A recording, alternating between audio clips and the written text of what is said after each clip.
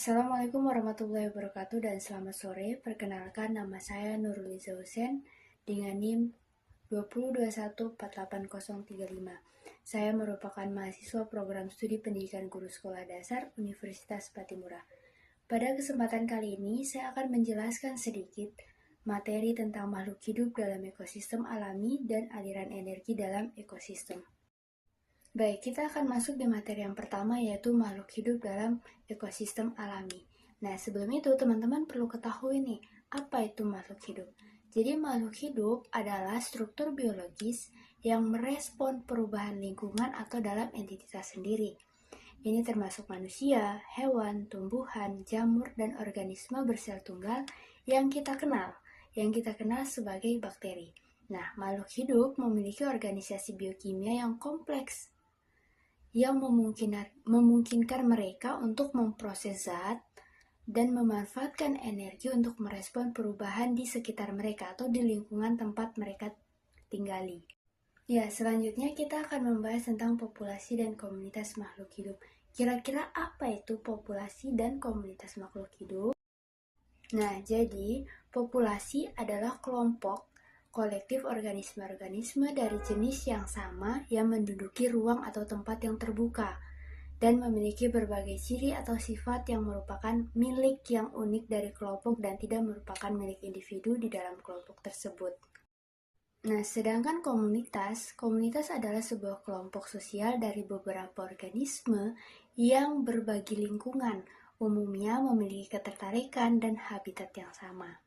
Dalam komunitas manusia, individu-individu di dalamnya dapat memiliki maksud, kepercayaan, sumber daya, preferensi, kebutuhan, risiko, dan jumlah kondisi lain yang serupa. Nah, tadi kita sudah membahas tentang makhluk hidup. Apa itu makhluk hidup, kemudian populasi dan komunitas makhluk hidup. Sekarang kita akan membahas tentang ekosistem. Ekosistem adalah suatu sistem ekologi yang terbentuk dikarenakan hubungan timbal balik yang tidak dapat terpisahkan antara makhluk hidup dengan lingkungannya.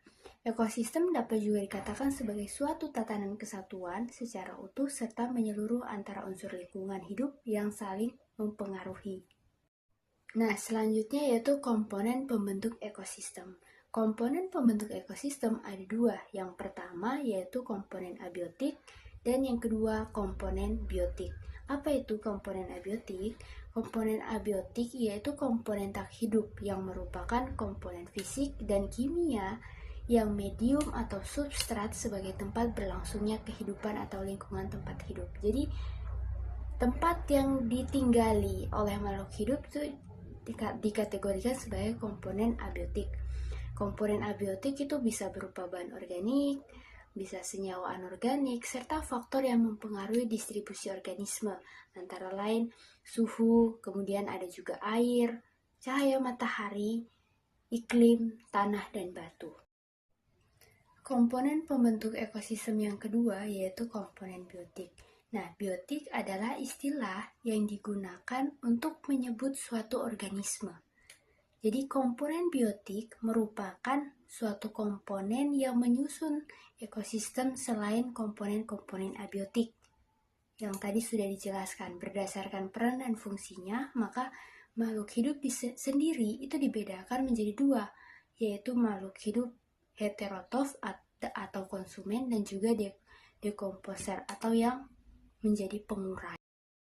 Nah, tadi kita sudah membahas apa itu makhluk hidup, kemudian populasi dan komunitas makhluk hidup, kemudian juga ada ekosistem serta komponen-komponen pembentuk ekosistem. Sekarang kita akan membahas tentang jenis-jenis ekosistem alami.